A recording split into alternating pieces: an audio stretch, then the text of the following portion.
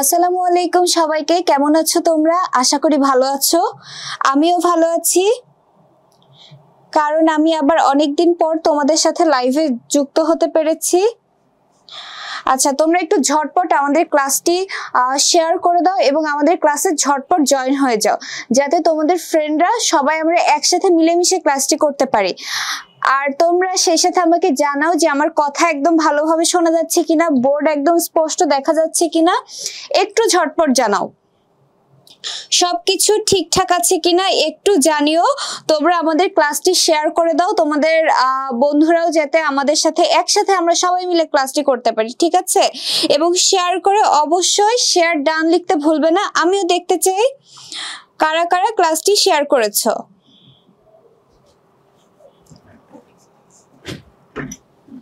দেখো, ফাহিমা বিনতে বোরহান নোয়াখালী থেকে আমাদের সাথে জয়েন হয়েছে, ধন্যবাদ ফাহিমা। মনিকা বলছে আসসালামু আলাইকুম আপু, কেমন আছেন? আলহামদুলিল্লাহ, খুবই ভালো আছি। তোমরা কেমন আছো? সুজিত রয় আপু আদাব আদাব। সাউন্ড কম আপু, সাউন্ড কম। সবার কি একই কথা?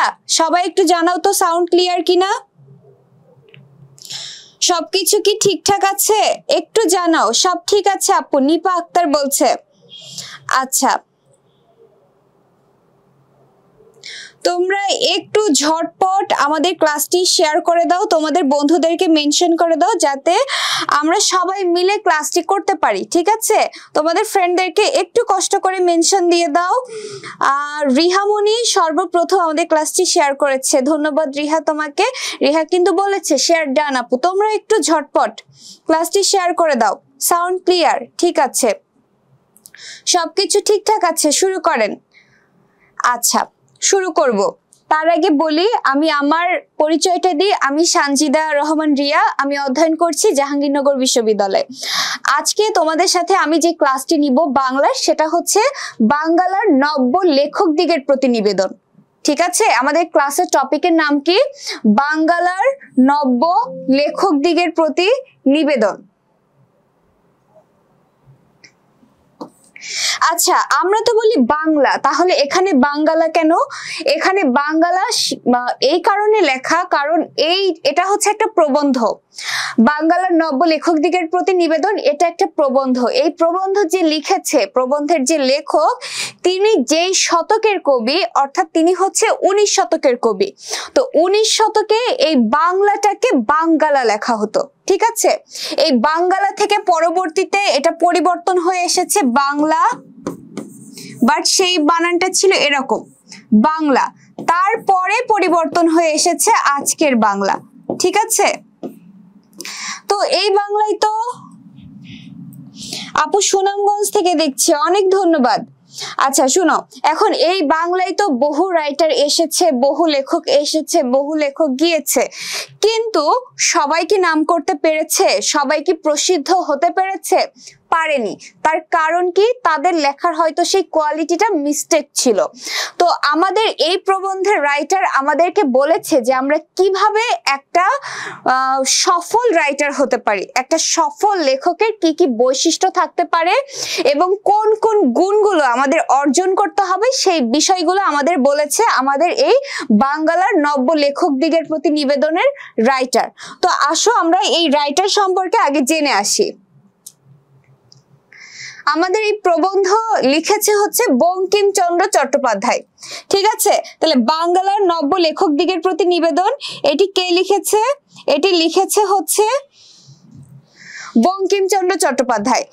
আমরা এখন জানবো এই বঙ্কিমচন্দ্র চট্টোপাধ্যায় সম্পর্কে কিছু, একটু শর্টকাটে জেনে নিব, তারপরে হচ্ছে আমরা ডিরেক্ট প্রবন্ধে চলে যাব, ঠিক আছে?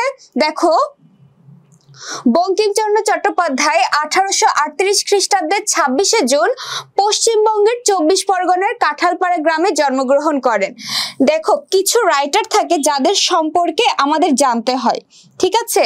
যেসব রাইটার সম্পর্কে আমাদের জানতে হয়, কেন জানতে হবে? শুধু তোমার ইন্টারমিডিয়েটের জন্য না, এই রাইটার গুলো সম্পর্কে তোমাদের প্রশ্ন আসবে, তোমাদের এইচএসসি তে তো আসবে, এছাড়াও তোমাদের অ্যাডমিশন টেস্ট বলো বা হচ্ছে তোমার বিভিন্ন চাকরি বাকরির পরীক্ষা বলো, সব জায়গাতে আসে।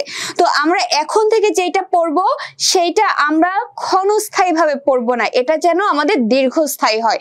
কারণ আমরা যেটা এখনই পড়বো এটাই ভালোভাবে পড়বো, তাইলে ফিউচারে আমাদের আর কষ্ট করতে হবে না। ঠিক আছে, আমাদের তো টার্গেট কি, শুধু কি এইচএসসি পর্যন্ত? আমাদের টার্গেট হচ্ছে একটা ভালো ইউনিভার্সিটিতে চান্স পাওয়া, তারপর একটা ভালো চাকরি পাওয়া। তাহলে সেই ক্ষেত্রে আমাদের যে জিনিসটা লাগবে, তাহলে কেন আমরা এখন ঝাপসা করে রেখে যাব?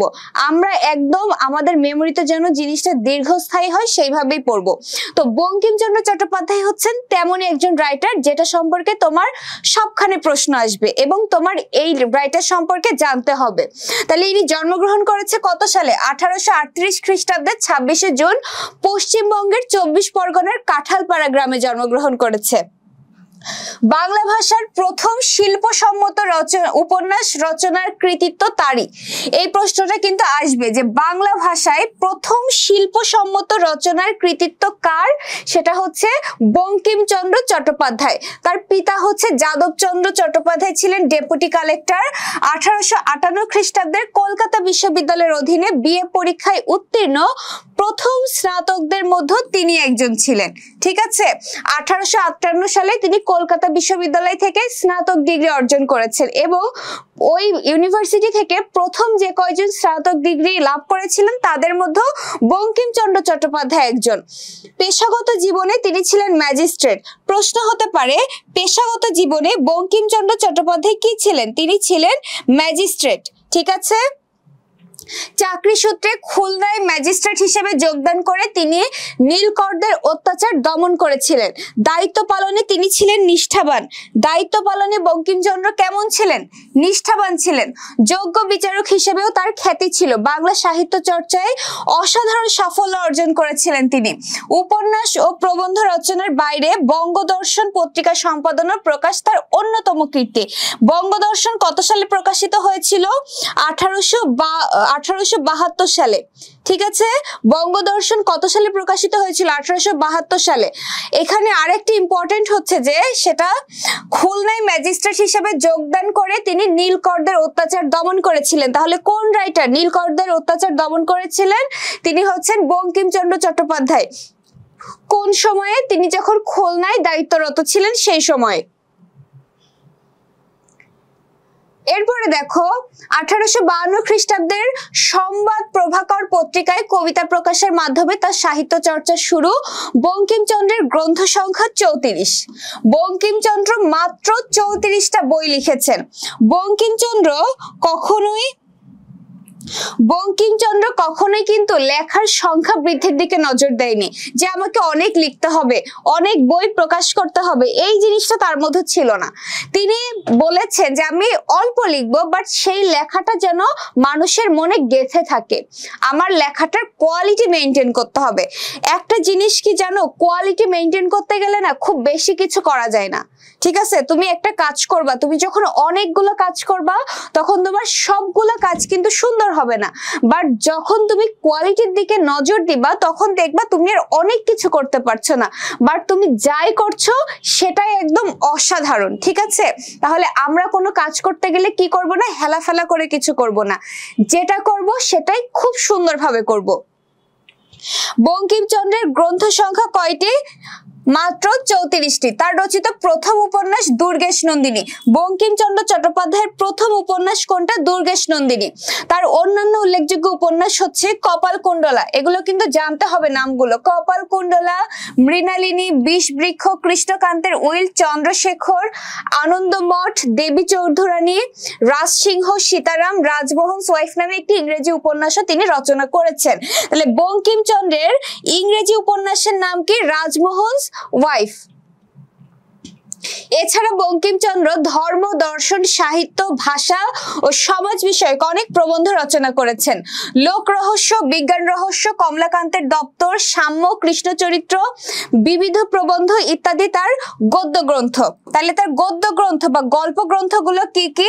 সেটা হচ্ছে লোক রহস্য, বিজ্ঞান রহস্য, কমলাকান্তের দপ্তর, সাম্য, কৃষ্ণচরিত্র, বিবিধ প্রবন্ধ, এগুলো হচ্ছে তার গদ্য গ্রন্থ বা গল্প গ্রন্থ। বাংলা সাহিত্যের অসামান্য অবদানের জন্য তিনি সাহিত্য সম্রাট উপাধিতে ভূষিত হয়েছিলেন।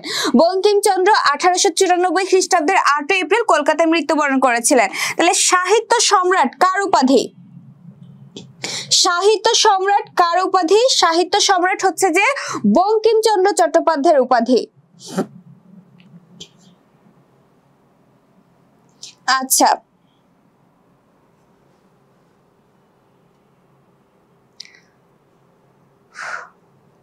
এবার দেখো আমরা এদিক সেদিক না যাই, আমরা কি করব, ডিরেক্ট আমরা প্রবন্ধে চলে যাব।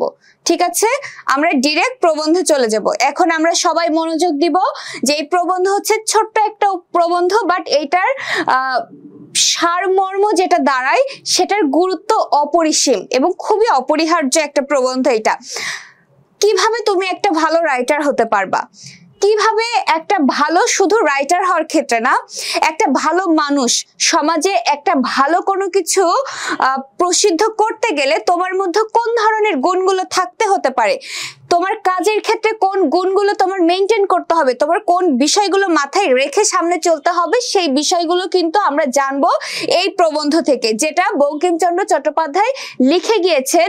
যে তার সময় যারা ছিল তারা তো ছিল, তার সময় বাদ দিয়ে পরবর্তীতে বাংলায় যত নতুন লেখক আসবে বা লেখিকা আসবে তাদের প্রতি বঙ্কিমচন্দ্র চট্টোপাধ্যায় কিছু দিক নির্দেশনা দিয়েছে যে তোমরা এই জিনিসগুলো মেনটেন করবে, তাহলে তোমরা একটা ভালো লেখক হিসেবে সমাজে একদম প্রসিদ্ধ হতে পারবে। ঠিক আছে, তো তোমার কোন গুণগুলো মেনটেন করতে হবে সেই সম্পর্কে একটা দিক নির্দেশনামূলক বিষয় হচ্ছে আমাদের আজকের এই প্রবন্ধ। তাহলে প্রবন্ধের বিষয় আমাদের কাছে ক্লিয়ার। এখন আসো, প্রথম যে উপদেশটা বা প্রথম যে কথাটা বঙ্কিমচন্দ্র চট্টোপাধ্যায় আমাদের জন্য বলেছেন সেটা হচ্ছে যশের জন্য লিখিবেন না। যশ মানে কি? যশ মানে খ্যাতি, যশ মানে জনপ্রিয়তা। ঠিক আছে, যে খ্যাতির জন্য লিখিবেন না, তাহা হইলে যশও হইবে না, লেখাও ভালো হইবে না। লেখা ভালো হইলে যশ আপনি আসিবে। তুমি যদি মনে করো যে আমি সমাজে খুব খ্যাতিমান একটা ব্যক্তি হব, সেই উদ্দেশ্যে তুমি কি করলে? সমাজ সেবা শুরু করে দিলে। ঠিক আছে, রাস্তায় যারা দুস্থ মানুষ রয়েছে তাদের সেবা করা শুরু করলে। তোমার টার্গেটটা কি? সেটা হচ্ছে আমি সেবা করব, এর মাধ্যমে আমি ফেমাস হয়ে যাব। তুমি কি করবা? দেখবা যে তুমি সেই সেবাটা একদিন করবা, 2 দিন করবা, 3 দিন আর তোমার ভালো লাগবে না, তোমার আগ্রহ থাকবে না। কেন আগ্রহ থাকবে না? কোনো কিছুতে যশ বা খ্যাতি একদিনে হঠাৎ করে আসে না। খ্যাতি জিনিসটা একটা বিরাট বড় ব্যাপার, সেইটার পেছনে অনেক কাহিনী থাকে, অনেক ইতিহাস থাকে, অনেক পরিশ্রম থাকে। তো তুমি যদি জাস্ট জনপ্রিয়তার উদ্দেশ্যে কোনো কিছু করতে চাও তাহলে তুমি সেই কাজ করতে পারবে না, আর করতে না পারলে তোমার জনপ্রিয়তাও আসবে না। বাট তুমি ভালো কাজ করে যাও, তুমি ভালো লেখো, তাহলে যদি তোমার লেখা আসলেই ভালো হয় তাহলে তুমি খ্যাতি এমনিতেই পাবে। তো সেই কথাটাই বঙ্কিমচন্দ্র প্রথমেই বলেছে যে যশের জন্য লিখিবেন না, খ্যাতির জন্য লিখিবে না, তাহা হইলে যশও হইবে না, লেখাও ভালো হইবে না।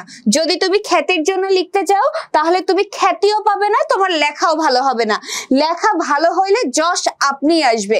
তোমার লেখা যদি ভালো হয়, পাঠক যদি তোমার লেখা পড়ে আকৃষ্ট হয়, তাহলে পাঠক তোমাকে এমনিই মনে রাখবে, তুমি এমনি জনপ্রিয়তা অর্জন করবে। বাট জনপ্রিয়তার উদ্দেশ্যে লিখতে গেলে তুমি জনপ্রিয়তা পাবে না।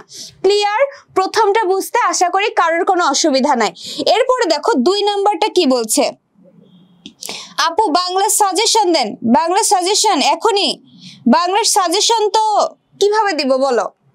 বাংলা সাজেশন হচ্ছে তোমার বোর্ড বইয়ে তোমার সিলেবাসে যেগুলো রয়েছে প্রত্যেকটা থেকে কোশ্চেন আসবে, এমসিকিউ আসবে সব জায়গা থেকে। তাহলে তোমার সিলেবাসে যা রয়েছে বাংলা ফার্স্ট পেপার সব পড়তে হবে।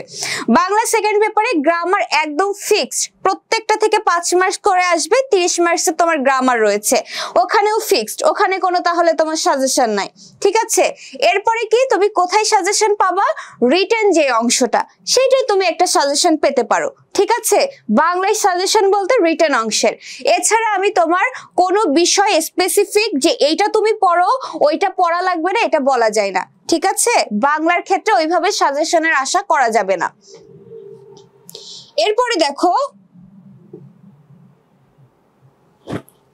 এরপরে বলছে টাকার জন্য লিখিবেন না।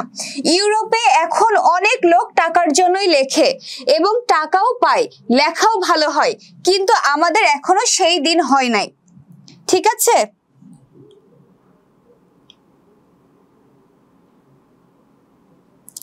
কি বলছে? টাকার জন্য লিখবে না। তুমি যদি মনে করো যে আমি একটা উপন্যাস লিখবো, ঠিক আছে, আমি একটা উপন্যাস লিখবো, কেউ তোমাকে বলেছে যে আমি একটা উপন্যাস লিখবো, তার বিনিময়ে সে আমাকে কিছু টাকা দিবে।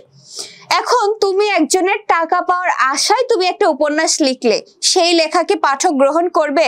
তোমার মাথায় থাকবে কি তখন যে কখন আমি লেখাটা শেষ করব আর কখন আমি হাতে টাকা পাবো, তাই না? তোমার মাথায় তো এটাই থাকবে যে কখন আমি লেখা শেষ করব, কখন আমি হাতে টাকা পাবো। তাহলে সেই লেখার কি কোনো কোয়ালিটি থাকবে? তুমি বলো, নিজেরা চিন্তা করো, সেই লেখার কি কোনো কোয়ালিটি থাকবে? এটা ইম্পসিবল একটা ব্যাপার। সেই লেখার কখনোই কোনো কোয়ালিটি মেইনটেইন হতে পারে না। এই কারণে আমাদের বঙ্কিমচন্দ্র চট্টোপাধ্যায় আমাদের জন্য বলে গিয়েছে যে ভবিষ্যতে আমরা যারা লেখক হতে চাই তারা আমরা কি করব না, টাকার জন্য লিখব না। ইউরোপে এখন অনেক লোক টাকার জন্যই লেখে এবং টাকাও পায়, লেখাও ভালো হয়, ঠিক আছে? এটা ইউরোপের বিষয়। ইউরোপে অনেক লোক টাকার জন্য লেখে, তাদের লেখা ভালো হয়, সেটা ইউরোপের বিষয়। তাদের জ্ঞান গরিমা, তাদের এনভায়রনমেন্ট সেইভাবে তাদেরকে সাপোর্ট করছে। বাট তুমি যদি বাংলাদেশে থেকে ইউরোপি কালচার এখানে এসে তুমি দেখাইতে চাও, তুমি পারবা না, টিকে থাকতে পারবা না। কারণ যেখানে যেমন সেখানে তেমনই থাকতে হয়, ঠিক আছে? তুমি শহরে বড় হয়েছো, শহরে অনেক ফিটফাট, তুমি একদম বাবু হয়ে থাকো, তুমি গ্রামে গেলে সেই বাবুয়ানা দেখালে হবে? গ্রামের মানুষজন তো তোমাকে উল্টো জোকার ভেবে তোমাকে নিয়ে মজা করবে। তাহলে যেইখানের যেই জিনিসটা খাটে সেইখানে সেইভাবেই থাকতে হয়। তুমি বাংলার লেখক, তুমি ইউরোপের লেখক না। ইউরোপে যেটা হয়েছে সেটা বাংলায় চলবে না। ইউরোপের এনভায়রনমেন্ট একরকম, বাংলার এনভায়রনমেন্ট সম্পূর্ণ আলাদা। বাংলার যে এনভায়রনমেন্ট সেটাই তোমাকে কি করতে হবে, সেটার সাথেই তোমাকে অভ্যস্ত হতে হবে। তাহলে ইউরোপে অনেকে টাকার জন্য লেখে, তারা কোয়ালিটি মেনটেন করতে পারে, বাট সেটা ইউরোপের ব্যাপার। আমাদের এখনো সেই দিন হয় নাই, ঠিক আছে? বাংলাদেশে এখনো সেই দিন আসে নাই যে টাকার বিনিময়ে লিখবো, সেই লেখার কোয়ালিটি খুব ভালো হবে। এটা বাংলাদেশে এখনো ওই দিন আসে নাই। এখন অর্থের উদ্দেশ্যে লিখিতে গেলে লোকরঞ্জন প্রবৃত্তি প্রবল হইয়া পড়ে। লোকরঞ্জনটা কি? লোকরঞ্জন হচ্ছে মনোরঞ্জন, ঠিক আছে? কারোর মন জুগিয়ে কোনো কিছু করা। তোমাকে একজন টাকা দিল, তুমি আমাকে টাকা দিলে যে আপু আমি আপনাকে টাকা দিচ্ছি এই বিষয়টার উপরে আপনি একটা উপন্যাস লিখে দেন আমাকে, ঠিক আছে? তাহলে আমি লিখে দিলাম, লিখে দেওয়ার পরে কি হবে, আমি তোমার মনটা জোগালাম, তুমি অনেক খুশি হলে, তুমি আমাকে টাকা দিলে। বাট সেই উপন্যাস কিন্তু কখনো চলবে না। তার কারণ কি? আমি উপন্যাসটা অবশ্যই, তুমি আমাকে টাকা দিচ্ছ, আমি তোমাকে অবশ্যই সেই উপন্যাসের একটা মেইন ক্যারেক্টার করে দিব, তোমাকে অনেক ফলাও করে সেখানে আমি প্রকাশ করব। তোমার নাম নিয়ে আমি করছি, তোমার ভালো লাগছে, বাকিদের তাতে কি যায় আসে? উপন্যাস কি কখনো একজনের জন্য হয়? উপন্যাস হবে সবার জন্য, লেখা হবে সকলের জন্য, পাঠক সমাজের জন্য। লেখক কখনো একজনের জন্য লিখতে পারে না। যদি সে লেখে তাহলে সে লেখক না, ঠিক আছে? সে তার মন জুগিয়ে চলছে, সে চাটুকার বৃত্তি অনুসরণ করছে, সে তার মনোরঞ্জন করে চলছে। এতে লেখকের যে কোয়ালিটি সেটা মেইনটেইন হয় না, সে লেখকের পর্যায়ে পড়ে না। ক্লিয়ার? এখন আমাদের দেশের সাধারণ পাঠকের রুচি ও শিক্ষা বিবেচনা করিয়া লোকরঞ্জন করিতে গেলে রচনা বিকৃত ও অনিষ্টকর হইয়া ওঠে, রচনা বিকৃত হয়ে ওঠে, ঠিক আছে?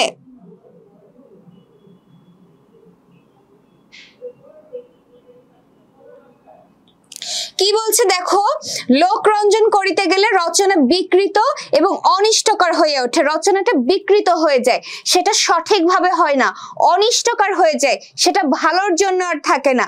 কেন ভালোর জন্য থাকে না? ঠিকই তো বলেছে।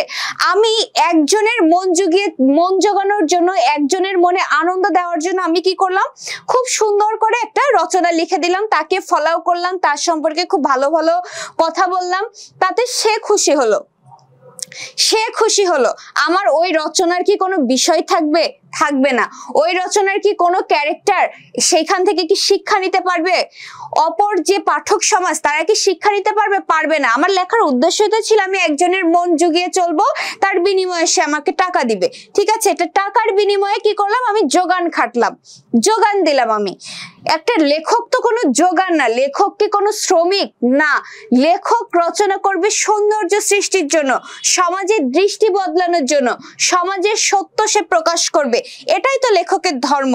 লেখকের ধর্ম কারোর মন জুগিয়ে চলা না। ক্লিয়ার? 2 নাম্বার বুঝতে কারো কোনো অসুবিধা আছে? এই পর্যন্ত বুঝতে কারো কি কোনো অসুবিধা আছে? এরপরে দেখো 3 নাম্বারটা কি বলছে। 3 নাম্বার বলছে, যদি মনে এমন বুঝিতে পারেন যে লিখিয়া দেশের বা মনুষ্য জাতির কিছু মঙ্গল সাধন করিতে পারেন অথবা সৌন্দর্য সৃষ্টি করিতে পারেন, তবে অবশ্যই লিখিবেন।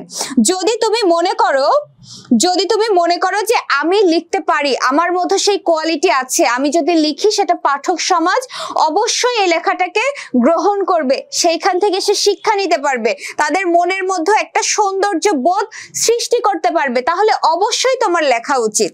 ঠিক আছে, তুমি যদি মনে করো তোমার মধ্যে সেই কোয়ালিটি আছে, তাহলে অবশ্যই তোমার লেখা উচিত। যাহারা অন্য উদ্দেশ্যে লেখেন তাহাদিকে যাত্রাওয়ালা প্রভৃতি নিজ ব্যবসায়ীদের সঙ্গে গণ্য করা যাইতে পারে। দেখো এখানে যাত্রাওয়ালাদেরকে একটু নিচু ব্যবসার সাথে তুলনা করা হয়েছে। ঠিক আছে, যদি তুমি মনে করো যে তুমি কারোর মন জুগিয়ে চলবে, যদি তুমি মনে করো যে আমি একটা নির্দিষ্ট উদ্দেশ্য হাসিলের জন্য লিখবো, তাহলে তোমার লেখার দরকার নেই। যদি তোমার মন জোগানোর ইচ্ছা থাকে, তাহলে ওই যে স্টেজে যারা যাত্রা করে, যারা সুন্দর করে সেজে গুজে নাচ গান করে মানুষের মনে আনন্দ দেয়, তোমারও যদি উদ্দেশ্য থাকে যে তুমি কোনো একটা বিশেষ শ্রেণীর পাঠকের মনোরঞ্জন করবে, তাহলে তুমি ওই যাত্রাওয়ালাদের সঙ্গে যাত্রা করতে পারো, তাহলে তোমার লেখক হওয়ার দরকার নেই। বাট তুমি যদি মনে করো যে তোমার মধ্যে সেই কোয়ালিটি রয়েছে, যাতে কিনা মানুষ তোমার প্রতি আকৃষ্ট হতে পারে তোমার লেখার প্রতি, তোমার লেখা পড়ে, তো যদি তুমি মনে করো যে তোমার লেখা পড়ে মানুষের মধ্যে একটা পজিটিভ দিক কাজ করবে, তুমি যদি মনে করো তোমার লেখা পড়ে মানুষের মনে একটা সৌন্দর্য বোধ সৃষ্টি করবে, অর্থাৎ একটা ভালো বোধ সৃষ্টি করবে, তাহলে তুমি লেখো। কোনো কিছুর বিনিময়ে তুমি লিখো না, কারণ নির্দিষ্ট কোনো মানুষের মনোরঞ্জন, মনকে আনন্দ দেওয়ার জন্য তুমি লিখো না। ক্লিয়ার? 3 নাম্বার কি ক্লিয়ার? তোমরা কি 3 নাম্বার ক্লিয়ার হয়েছে? 3 নাম্বারটা বলো তোমরা 3 নাম্বার বুঝতে পেরেছো কিনা। আর 2 নাম্বার তোমরা যারা বোঝো নাই সেটা আমি বলছি, দেখো আরেকবার বলছি যে টাকার জন্য লিখবে না। ঠিক আছে, টাকার জন্য লিখবে না, অর্থাৎ হয় না এরকম যে আমি তোমাকে টাকা দিচ্ছি তুমি এইটা প্রকাশ করে দাও, আমি তোমাকে টাকা দিচ্ছি তুমি এই বিষয়ে কিছু একটা লিখে দাও, এরকম কোনো কিছুর জন্য তুমি লিখবে না। তবে ইউরোপ আমেরিকার দিকে ইউরোপে রয়েছে যারা টাকার বিনিময়ে লেখে এবং তারা ভালো লেখে, সেই দিকটা আলাদা। বাট আমাদের বাংলাদেশ ইউরোপ নয়, কাজেই ইউরোপের বিষয় নিয়ে তুমি বাংলাদেশে কোনো কিছুর সাথে তুলনা করতে এসো না। ইউরোপের লেখকদের সেই কোয়ালিটি রয়েছে, তারা টাকার বিনিময়ে ভালো লিখতে পারে, বাট আমাদের দেশে এটা সম্ভব নয়, কাজেই অর্থের বিনিময়ে যদি তুমি লেখো, সেটা হয়ে যাবে নির্দিষ্ট কোনো মানুষের মনোরঞ্জন করা, নির্দিষ্ট কোনো মানুষের মনে আনন্দ দেওয়া।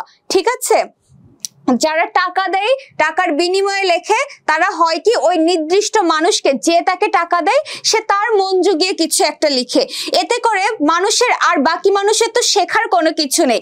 এই কারণে লেখক বলছে যে তুমি টাকার বিনিময়ে লিখো না। টাকার বিনিময়ে লেখা মানেই হচ্ছে নির্দিষ্ট কোনো পাঠকের মনোরঞ্জন করা, তাদের মনকে খুশি করা। বাট তুমি লেখক, তুমি তো কোনো যাত্রাওয়ালার শিল্পী না যে তুমি মানুষকে খুশি করবে। লেখকের কাজ মানুষকে খুশি করা না, লেখকের কাজ হচ্ছে তার লেখার মাধ্যমে কোনো কিছু শেখানো, সৌন্দর্য বোধ সৃষ্টি করা, মানুষের মনের মধ্যে পজিটিভ একটা ভাইব জাগানো। ঠিক আছে, মানুষকে আনন্দ দেওয়া লেখকের কাজ না। এইবার তোমরা ক্লিয়ার হয়েছো? 2 নাম্বার বুঝতে পেরেছো?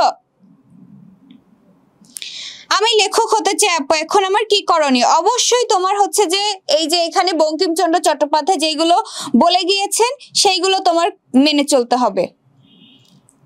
আচ্ছা, এখন বুঝতে পেরেছো? এই পর্যন্ত সবাই ক্লিয়ার? কারো কোনো অসুবিধা নাই? এই পর্যন্ত কি সবাই ক্লিয়ার হয়েছে? ফারিস্তা ইসলাম নূর বলছে ক্লিয়ার, সাকিব প্রধান বলছে জি, নাদিয়া খান বলছে জি। আচ্ছা ঠিক আছে, নাদিয়া খান বলছে অল ক্লিয়ার, প্রীতি বলছে জি আপু। আচ্ছা দেখো, এরপরে তাহলে আমরা 4 নম্বরে আসি। যাহা অসত্য, অসত্য মানে কি? মিথ্যা। ধর্মবিরুদ্ধ, ধর্মবিরুদ্ধটা কি? ধর্মের বিরুদ্ধে গিয়ে কোনো কিছু লেখা। ধর্মের বিরুদ্ধে কোনো কিছু লেখা মানে কি? সমাজে বিশৃঙ্খলা সৃষ্টি করা। আর সকল ধর্মের মূল কথা কিন্তু এক, সকল ধর্মেই কিন্তু ভালো কথাই বলা হয়েছে, ভালো হতে বলা হয়েছে। কোনো ধর্মে কিন্তু বলা নেই যে তুমি খারাপ হও, তুমি খারাপ কাজ করো, তুমি বিশৃঙ্খলা সৃষ্টি করো। এই কারণে বলছে যে যা কিছু অসত্য অর্থাৎ যা কিছু মিথ্যা, যা কিছু ধর্মের বিরুদ্ধ, যা কিছু পরনিন্দা অর্থাৎ অন্যকে খারাপ বানানোর একটা চেষ্টা করা হয় লেখার মাধ্যমে, কারো একটা নির্দিষ্ট কোনো মানুষের বদনাম করা, এই জিনিসটা। তারপরে পরপীড়ন অর্থাৎ এমন কোনো কিছু না লেখা যেটা লিখলে কিনা সেই মানুষটি কষ্ট পায়, মানুষের মনে কষ্ট লাগে, এরকম কোনো বিষয় লেখা যাবে না। বা যা স্বার্থ সাধন, যাহার উদ্দেশ্য, সেই সকল প্রবন্ধ কখনো হিতকর হইতে পারে না। হিতকর কি? উপকারী হতে পারে না, সুতরাং তাহা একেবারে পরিহার্য অর্থাৎ বাদ দিতে হবে। সুতরাং তাহা একেবারেই বাদ দিতে হবে। কি বাদ দিতে হবে? এমন কোনো কিছু লেখা যাবে না যে লেখার মধ্যে অসত্য থাকে অর্থাৎ মিথ্যা থাকে। এমন কোনো লেখা লেখা যাবে না যা কোনো ধর্মের বিরুদ্ধে হয়ে যায়। এমন কোনো লেখা লেখা যাবে না যা কোনো মানুষের মনে কষ্ট দিতে পারে, যা কোনো মানুষের কি পরনিন্দা বা পরচর্চা, এই বিষয়গুলো কোনো লেখার মধ্যে থাকা যাবে না। এমন কোনো লেখা লেখা যাবে না যার মধ্যে নিজের স্বার্থ সিদ্ধি হয়। এই ধরনের বিষয়গুলো নিয়ে কখনোই লেখা যাবে না, ঠিক আছে? যদি এই ধরনের বিষয়গুলো নিয়ে কোনো কিছু লেখা হয় তাহলে সেই লেখা কখনোই কোনো মানুষের জন্য উপকারী হতে পারে না। ক্লিয়ার? সুতরাং তা একেবারেই পরিহার্য অর্থাৎ এই ধরনের বিষয়গুলো একেবারেই আমাদের বাদ দিতে হবে আমাদের লেখার মধ্য থেকে, ঠিক আছে? কন্ট্রোভার্সি তৈরি করে এমন কোনো বিষয় আমাদের লেখার মধ্যে আনা যাবে না। সত্য ও ধর্মই সাহিত্যের উদ্দেশ্য, অন্য উদ্দেশ্যে লেখনী ধারণ মহাপাপ। তাহলে সাহিত্যের মূল উদ্দেশ্য কি? সাহিত্যের মূল উদ্দেশ্য হচ্ছে যে সত্য এবং ধর্ম, ঠিক আছে? ধর্মের কথা বলা এবং সত্যের কথা বলা, সব সময় সত্যের কথা বলা। সত্যই সুন্দর, ঠিক আছে? আমাদের লেখার মধ্যে কি মানুষকে কি মানুষের মনে সৌন্দর্যবোধ সৃষ্টি করতে হবে। তাহলে সত্যই তো সুন্দর, সকল সুন্দরই হচ্ছে সত্য। তাহলে আমাদের লেখার মধ্যে কোন বিষয়গুলো থাকতে হবে? সেটা হচ্ছে আমাদের লেখা অবশ্যই সত্য কথা থাকতে হবে। কোনো ধরনের মিথ্যা আমাদের লেখায় আশ্রয় পাবে না। যদি পাই কোনো মিথ্যা আমাদের লেখায় আশ্রয়, তাহলে সেই লেখা কখনোই আমাদের জন্য উপকারী হবে না। এছাড়াও কি অবশ্যই ধর্মের কথা থাকতে হবে। সকল ধর্মেই সম্প্রীতির কথা বলা হয়েছে, সকল ধর্মেই শৃঙ্খলার কথা বলা হয়েছে, সকল ধর্মে কি ভালোর কথা বলা হয়েছে, কল্যাণের কথা বলা হয়েছে। এমন কোন ধর্ম কি আছে যেখানে বলা হয়েছে বিশৃঙ্খলা সৃষ্টি করো, যেখানে বলা হয়েছে মিথ্যা কথা বলো? এমন কোন ধর্মই কিন্তু নাই। কাজেই ধর্ম বিরুদ্ধ এবং অসত্য তোমার লেখার মধ্যে আনা যাবে না। যদি আনো তাহলে কি হবে? যদি আনো তাহলে সেই লেখা কখনোই কারোর জন্য উপকারী হবে না। অন্য উদ্দেশ্যে লেখনী ধারণ মহাপাপ। এই দুইটা উদ্দেশ্য ছাড়া অন্য কোনো উদ্দেশ্য নিয়ে যদি তুমি তোমার লেখা লেখো তাহলে অবশ্যই সেটা পাপ হবে। শুধু পাপ নাই, মহাপাপ। ক্লিয়ার? 4 নাম্বার বুঝতে কারো কোনো অসুবিধা আছে? আপু আপনি কি প্রতিদিন লাইভে আসবেন? না ভাইয়া, প্রত্যেকদিন তো লাইভে আসা সম্ভব হয় না। আচ্ছা, তাইলে 4 নাম্বার আশা করা যায় ক্লিয়ার। এরপরে দেখো তোমরা জানাও, আমি দেখবো কারো অসুবিধা থাকলে আমি আবার বলবো, কোনো অসুবিধা নেই। আপু হিতকর মানে কি? হিতকর মানে উপকার, এমন কোনো কিছু যা আমাদের জন্য উপকারী সেইটাই হচ্ছে হিতকর, ঠিক আছে? আমাদের লেখার মধ্যে যদি এই অসত্য, ধর্মবিরুদ্ধ, পরনিন্দা বা এই টাইপের জিনিসগুলো নিয়ে যদি আমরা কখনো কোনো কিছু লিখি, সেই লেখা আমাদের জন্য হিতকর হবে না, অর্থাৎ সেই লেখা আমাদের জন্য উপকারী হবে না। ক্লিয়ার? আচ্ছা, এরপরে দেখো বলছে 5 নাম্বারটা বলছে যাহা লিখিবেন তাহা হঠাৎ ছাপাইবেন না। অর্থাৎ তুমি একটা জিনিস লিখলা, লেখার সাথে সাথে যেই দিনে আমি এখন বসলাম লিখতে, এখনই আমার লেখা শেষ হয়ে গেল, এখনই আমি ছাপিয়ে ফেলবো, এখনই আমি নিয়ে গেলাম যে আমাকে পেপারে এই লেখা ছাপাই দেন, আমার একটা বই বের করে দেন, এই কাজ করা যাবে না। যখন তুমি লিখবে তখনই তুমি সেই লেখা কি করবে না? প্রকাশ করবে না, নিজের কাছে রেখে দেবে। কিছুকাল ফেলিয়া রাখিবেন, কিছুকাল ফেলিয়া রাখিবেন মানেই হচ্ছে নিজের কাছে রেখে দিবে। তুমি যখন একটা জিনিস লিখবে সেই লেখাটা কিছু কাল বা অনেকদিন যাবত তুমি তোমার নিজের কাছে রেখে দিবে, কিছুকাল পরে উহা সংশোধন করিবে। অর্থাৎ তুমি কি করবা, নিজের কাছে যখন ওই লেখাটা নিজের লেখাটা রেখে দিবা, যখন তুমি লিখবা তখন তোমার মনে হবে যে না তুমি সব ঠিকঠাক লিখেছো, বাট তুমি কি করবা তখন ওই জিনিসটা রেখে দিবে, তখন তোমার আর পড়ার প্রয়োজন নাই। কিছুকাল পরে 8 দিন 10 দিন বা 1 মাস পরে তুমি তোমার ওই লেখাটাকে বের করবা, আবার বের করে তুমি পড়বা, তখন তুমি দেখবা যে অনেক জায়গা রয়েছে যেখানে তোমার আরেকটু সংশোধন করার প্রয়োজন রয়েছে, অনেক জায়গায় তোমার ভাষা আরেকটু সুন্দর করার প্রয়োজন রয়েছে, অনেক জায়গায় এমন লাইন রয়েছে যেগুলো তোমার লেখার প্রয়োজন নেই। এটা কিন্তু যখন লিখেছো তখন পড়লে এই জিনিসটা তুমি বুঝতে পারবা না। এই জন্য বলছে আমাদের বঙ্কিমচন্দ্র চট্টোপাধ্যায়, এই কারণে আমাদের বলছে যে যখনই তুমি কিছু লিখবে সাথে সাথে সেই জিনিস তুমি ছাপাবে না, কিছুদিন তুমি নিজের কাছে রেখে দেবে এবং কিছুকাল পরে তা তুমি আবার রিভাইজ করবে এবং সেটাই সংশোধন করবে। তাহা হইলে দেখিবে প্রবন্ধে অনেক দোষ আছে। ওই যে কিছুকাল যদি তুমি নিজের কাছে রেখে দাও তারপরে গিয়ে যদি তুমি পড়ো তাহলে দেখবে যে ওই প্রবন্ধে অনেক দোষ আছে, অর্থাৎ ওই প্রবন্ধে অনেক ভুল ভ্রান্তি আছে, যে অনেক, যেটা বললাম যে অনেক লাইন আছে হয়তো সেই লাইনটা তোমার লেখার প্রয়োজন নেই, আরো কিছু সুন্দর সুন্দর ভাষা তোমার দিতে হতো। ঠিক আছে, এটা তুমি কখন বুঝতে পারবে, কিছুকাল নিজের কাছে রেখে দিলেই তুমি বুঝতে পারবে।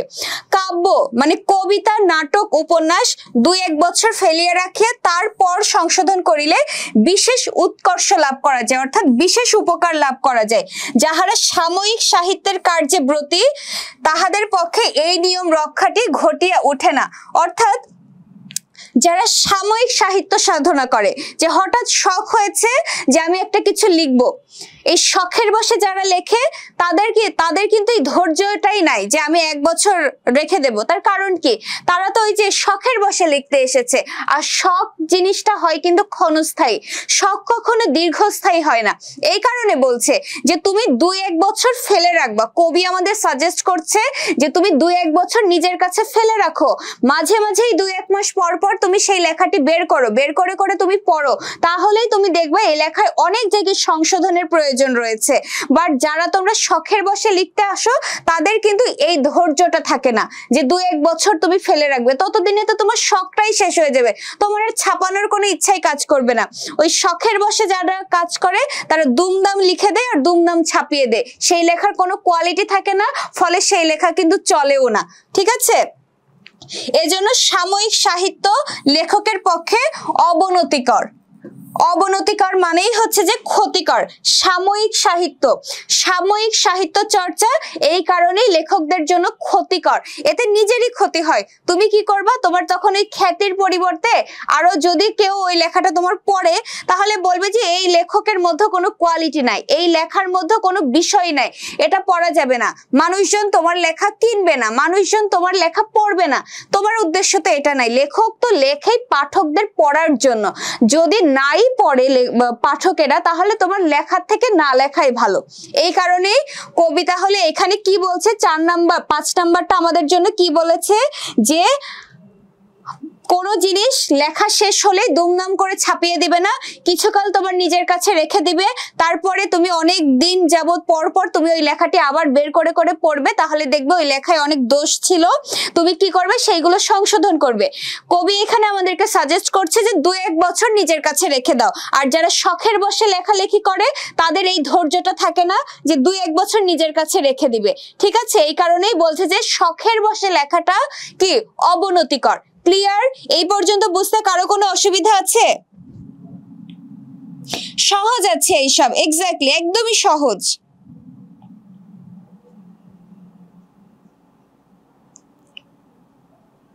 দেখা যাচ্ছে না কিছু, সোহান রেজা বলছে দেখা যাচ্ছে না কিছু। ইশরাত জাহান ইভা আজকে আমাদের সাথে নতুন জয়েন হয়েছে। ইভা তোমাকে অনেক ধন্যবাদ। আচ্ছা, এখন তোমরা বলো এই পর্যন্ত বুঝতে কারো কোনো অসুবিধা আছে কিনা, তোমরা জানাও, আমি পরবর্তীতে চলে যাই। 5 নাম্বার পর্যন্ত বুঝতে কারো কোনো অসুবিধা আছে? আবু সাইদ বলছে বুঝতে পেরেছি, অর্পা জাহরা বলছে অল ক্লিয়ার আপু। আচ্ছা ঠিক আছে। আসিফ বলছে বুঝতে পেরেছি। কার্যে ব্রতী, কার্য মানে হচ্ছে যে কাজ, আর ব্রত মানে সংকল্প করা। কোনো একটা কাজ আমি করব, আমি রাত 10টার সময় আমি পড়তে বসবো, তাইলে কি করলাম, আমি ওই কাজের ব্রত গ্রহণ করলাম, কোন একটা কাজের জন্য আমি সংকল্প করলাম, এইটাই হচ্ছে যে কার্যে ব্রতী। ক্লিয়ার? সিজান বুঝতে পেরেছো? আপু বাংলা দ্বিতীয় পত্র কোন সময় পড়াবেন? সিজান আমি কিন্তু বলেছি কার্যে ব্রতী মানে কি, ঠিক আছে? আচ্ছা, 6 নাম্বার পড়ানোর আগে আমি তোমাদের জন্য একটা বিষয় বলি, যে দেখো তোমরা অনেকেই বলছো যে আপু বাংলা সেকেন্ড পেপার পড়াবেন কবে? এই যে দেখো আমাদের সাথে নতুন রয়েছে ইতি আক্তার, আমি নতুন এইচএসসি 27। তোমরা যারা এইচএসসি 27 ব্যাচ রয়েছে তোমাদের জন্য অনেক ভালো একটা খবর রয়েছে, সেটা হচ্ছে আমাদের এই মাসের 15 তারিখ থেকেই 27 ব্যাচের জন্য নতুন পেইড ব্যাচ চালু হচ্ছে, ঠিক আছে? 27 ব্যাচের জন্য 26 কিন্তু অলরেডি আমাদের রানিং রয়েছে, আর কিছুদিনের মধ্যে 26 শেষ হয়ে যাবে। 26-এর পেইড ব্যাচের অনেক স্টুডেন্টও আমি দেখতে পাচ্ছি যে আমাদের সাথে ক্লাস করছে। আসিফ কিন্তু আমাদের 26-এর পেইড ব্যাচের স্টুডেন্ট। আচ্ছা, তোমরা যারা 27 ব্যাচে রয়েছো, তোমরা যদি মনে করো যে আমার পড়ানো তোমাদের ভালো লাগে, তাহলে তোমরা আমাদের কোর্সটি কিনতে পারো। আমাদের কোর্স হচ্ছে ইবিআই, ইংলিশ, বাংলা এবং আইসিটি। এখানে English first paper, second paper, Bangla first paper, second paper এবং আইসিটি, টোটাল 500 মার্কের একটা কি প্রিপারেশন তুমি নিতে পারবা। এবং শুধুমাত্র কেন তুমি প্রিপারেশন নিবা আমাদের সাথে? আমার মুখের কথায় একদমই না। তুমি যদি আমাদের সাথে প্রিপারেশন নাও, তোমার প্রিপারেশন হবে একদম ঝাঝালো একটা প্রিপারেশন। সেটা কেমন? আমরা যখন যে টপিকটা পড়াই, আমি বাংলার কথা বলছি, বাংলা আমি তোমাদেরকে পড়াবো। তোমরা অনেকে আমাদের সিআরডিমির ইংলিশ ক্লাস করেছো, যেটা খালিদ ভাইয়া করায়, অসম্ভব ভালো পড়ায়। তারেক ভাই আইসিটি পড়ায়, ভাইয়া অনেক ভালো পড়ায়। আমি তোমাদের সাথে বাংলা পড়াবো, পেইড ব্যাচে ইংলিশ পড়াবেন খালিদ ভাইয়া এবং আইসিটি পড়াবে তারেক ভাইয়া। আমি বাংলার কথা বলি, আমি বাংলা কিভাবে পড়াই, যে আমি প্রতিটা টপিক পড়ানোর পরে তার পরবর্তীতে কিন্তু সেই টপিকের একটা এক্সাম থাকে। এছাড়া প্রতিটা টপিকের শীট দেওয়া হয়, ঠিক আছে? শীটটা পায় শুধুমাত্র পেইড ব্যাচের স্টুডেন্টরাই। এবং আমি তোমাদেরকে এই গ্যারান্টি দিতে পারি যে আল্লাহ রহমতে আমি তোমাদের বাংলা সেকেন্ড পেপারে যে শীটটা দিব, একদম আমি তোমাদের শীট দিয়ে দিব। 4-5 পেজের একটা করে শীট থাকে, যে বাংলা সেকেন্ড পেপার তুমি এইটা পড়ো, এখান থেকে তুমি সব কমন পাবা। ফার্স্ট পেপারেও সেম, প্রত্যেকটা টপিকের শীট দেওয়া হয়। তোমরা এটা দিলেই তোমরা হচ্ছে সেইখান থেকে কমন পাবা ইনশাল্লাহ। 25 ব্যাচও পেয়েছে, 26 ব্যাচও পাবে, তোমরাও পাবা। তোমাদের ভয় পাওয়ার কোনো কারণ নেই। শুধুমাত্র এই যে গ্রামার বা ফার্স্ট পেপার না, তোমাদের রিটেন পার্ট সহ, বাংলা এবং ইংরেজির রিটেন পার্ট সহ অল ওভার একদম কমপ্লিট করে দেওয়া হবে, ঠিক আছে? তোমরা একটা সুন্দর প্রিপারেশন আমাদের সাথে নিতে পারো, যদি তোমরা আমাদেরকে ভরসা করতে পারো, ইনশাল্লাহ ভালোই হবে। এবার তোমাদের মনে কোশ্চেন যে আমাদের কোর্স ফি কত? আমাদের কোর্স ফি হচ্ছে মাত্র 1699 টাকা। তোমরা টোটাল 500 মার্কের একটা প্রিপারেশন নিতে পারবে আমাদের কোর্স থেকে।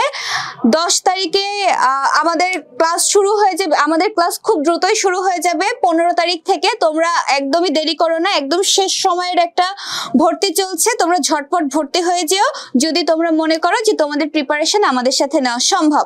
আচ্ছা দেখো, তোমরা যারা জানতে না তাদেরকে জানিয়ে দিলাম। আমরা আবার 6 নম্বরে আসি। যে বিষয়ে যাহার অধিকার নাই সেই বিষয়ে তাহার হস্তক্ষেপ অকর্তব্য। অকর্তব্য কি? সেই বিষয়ে তাহার হস্তক্ষেপ করা কর্তব্য নয়। আমি জিওগ্রাফি স্টুডেন্ট, ঠিক আছে? আমি জেনারেল লাইনের একজন স্টুডেন্ট। আমার কিন্তু সম্ভব নয় যে আমি চিকিৎসা শাস্ত্রের উপর একটা বই লিখবো। সম্ভব? কখনোই সম্ভব নয়। আমার পক্ষে সম্ভব নয় যে আমি কি করব, একটা নতুন আইনের উপর একটা আমি বই লিখব।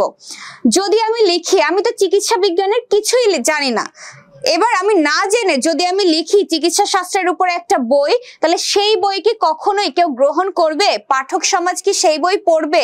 এটা ইম্পসিবল, কারণ আমি তো নিজেই জানি না, চিকিৎসা শাস্ত্রের কোনো কিছু জানি না, আমি সেই বিষয়ে কোনো কিছু জানি না, সেই বিষয়ে আমি কোনোদিন কিছু পড়িনি। আমি হঠাৎ করে শখের বসে চিকিৎসা বিজ্ঞান নিয়ে একটা বই লিখে ফেললাম। এটা কি সম্ভব? এই লেখা কখনোই কোয়ালিটিফুল হয় না, এরকম ধরনের লেখা কখনোই উচিত নয়, ঠিক আছে? বঙ্কিমচন্দ্র বঙ্কিমচন্দ্র চট্টোপাধ্যায় এই বিষয়টি আমাদেরকে বলছে, যে বিষয় যাহার অধিকার নাই, যে বিষয় জানে না তার সেই বিষয়ে লেখা উচিত নয়, সেই বিষয়ে তাহার হস্তক্ষেপ করা অকর্তব্য। অর্থাৎ যে বিষয় জানে না তার সেই বিষয় নিয়ে লেখা কখনোই উচিত নয়। এটি সোজা কথা, কিন্তু সাময়িক সাহিত্যতে এই নিয়মটি রক্ষিত হয় না। একদম ঠিক তাই, সাময়িক সাহিত্যে এই বিষয়টি কিন্তু রক্ষা করা কঠিন হয় না, কারণ আমি শখের বসে লিখছি। আমার হঠাৎ করে শখ হয়েছে আমি চিকিৎসা শাস্ত্রে একটা বই লিখবো, হঠাৎ করে আমার ডাক্তার দেখে ভাল লাগছে, আমি কি করব, চিকিৎসা শাস্ত্রের উপর একটা বই লিখে ফেলবো। আমি তো শখের বসে লিখছি। কাজে এই শখ তো কোনো কিছু আর মেনে বেঁধে কারো শখ হয় না, শখ তো যে কোনো কিছুর উপরে হতে পারে।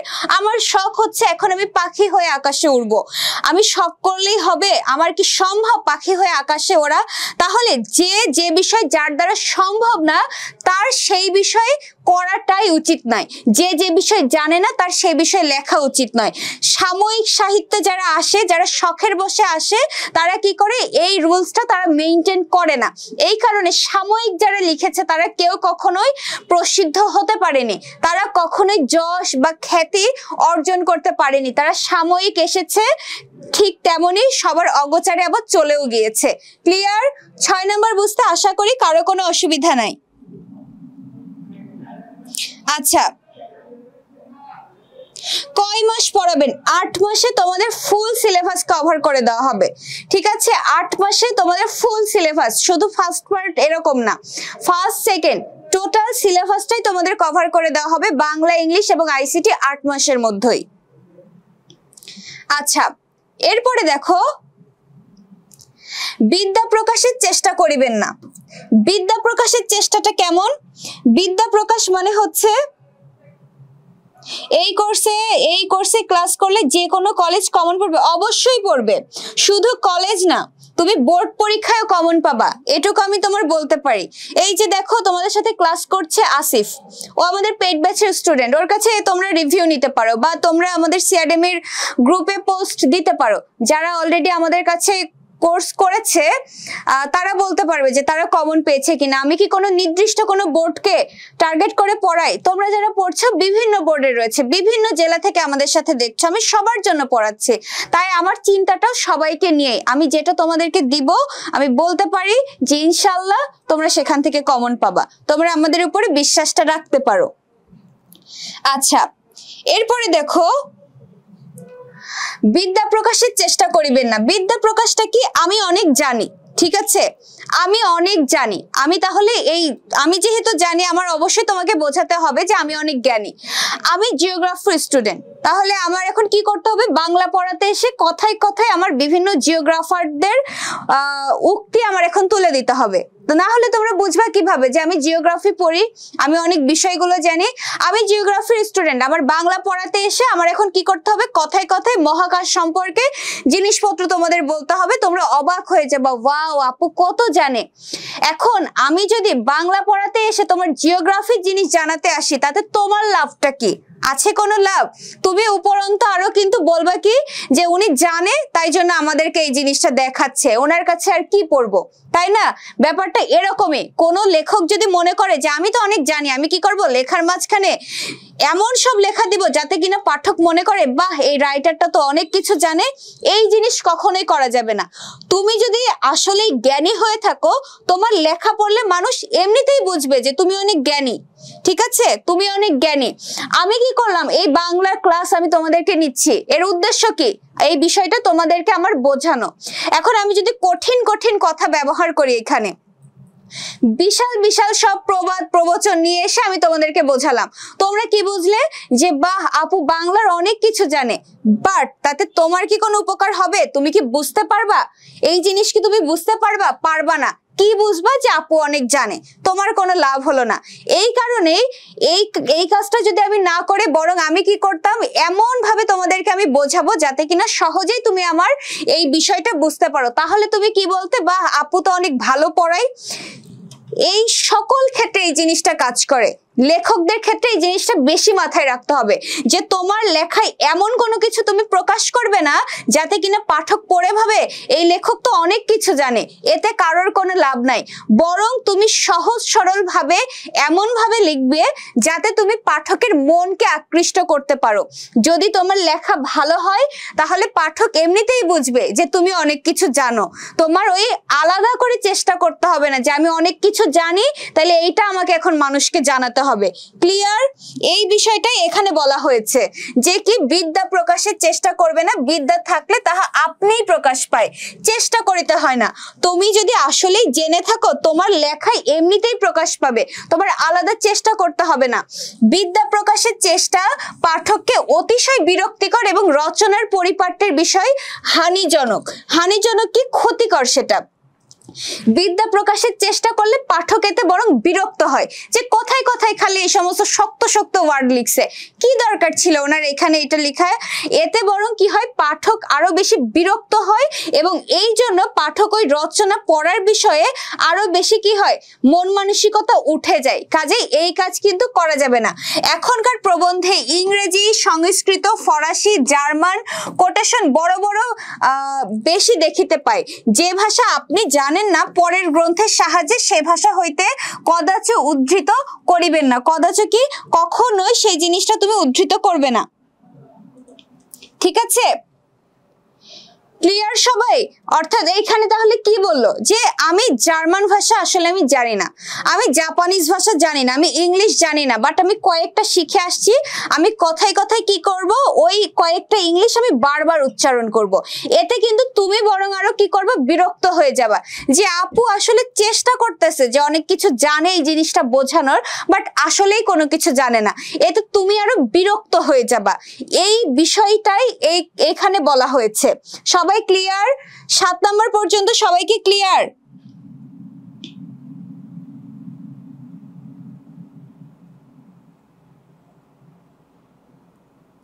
কোর্স কমপ্লিট করে দিবে কি? অবশ্যই কোর্স কমপ্লিট করে দিব। আচ্ছা, এরপরে 8 নাম্বার বলছে অলংকার প্রয়োগ বা রসিকতার জন্য চেষ্টিত হইবেন না। চেষ্টিত মানে চেষ্টা করা। অলংকার প্রয়োগ কি? ওই যে বিভিন্ন প্রবাদ প্রবচন বা বিভিন্ন ধরনের অনেক হার্ড হার্ড ওয়ার্ড ইউজ করা, যে অনেক কঠিন কঠিন শব্দ ব্যবহার করা। আমি জানি যে মজা করা, বাট আমি সেই মজা করাটাকে কি করলাম, এমন একটা ওয়ার্ড আমি বাংলা ডিকশনারি খুঁজে খুঁজে বের করে নিয়ে আসলাম যে সেই শব্দ তোমরা কেউ জানো না, সেই শব্দ তোমরা কেউ জানো না, বাট সেটার একটা সিম্পল মিনিং ছিল। সেটার সিম্পল মিনিংটা কি? মজা করা। তাহলে আমি যদি মজাটাই লিখতাম ডিরেক্ট, তোমরা সবাই বুঝতে পারতে, আমরা সবাই বুঝতে পারতাম, পাঠক বুঝতে পারতো। তো সেই কথাটাই বলছে, অকারণে এই ধরনের অলংকার ভাষায় ব্যবহার করা যাবে না। স্থানে স্থানে অলংকার বা ব্যঙ্গের প্রয়োজন হয় বটে, লেখকদের ভান্ডারে এই সামগ্রী থাকলে প্রয়োজন মতে আপনি আসিয়া পৌঁছিবে।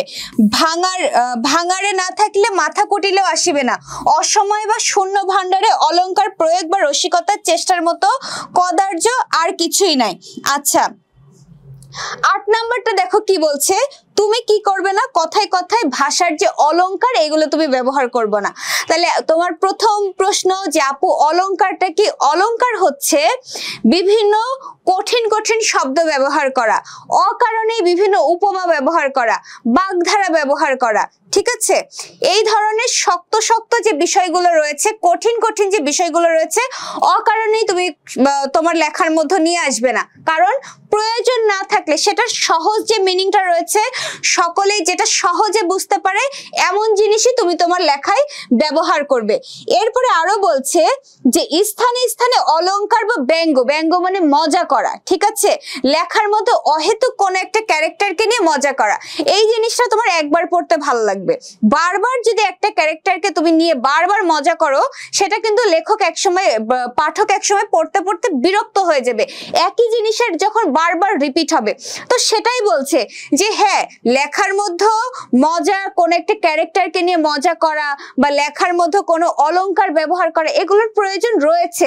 প্রয়োজন যে নাই সেটা নাই, কিন্তু তোমাকে বুঝতে হবে যে কোথায় এটার ব্যবহার করা যাবে, তোমাকে বুঝতে হবে কোথায় তুমি একটা বাগধারা ব্যবহার করবে।